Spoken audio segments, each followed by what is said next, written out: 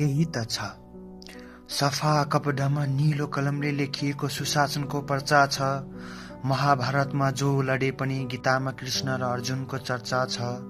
समाजमा हिजो आज र भोलि पनि कोही न कोही र केही न केहीको दर्जा छ। सधैँ अरूको हुने राजनीति जनताले भन्दैछ आज मेरो छ। जनावरको लागि पृथ्वी भएनी म मनुष्यको लागि सिमानाका घेरो छ। अब कौशलता देखा नेताजी, संसद र सिंहदरबार तेरो छ।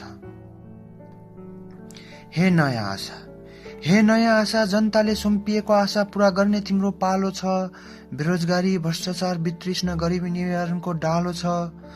श्रोडिङ्गर बिरालोले नहेर्दा राजनीति सेतो र हेर्दा खै किन कालो छ।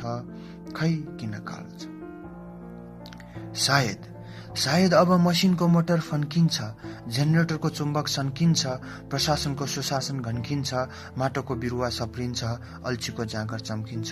तर केही त हुन्छ, मेरो देश बन्छ, मेरो देश बन्छ।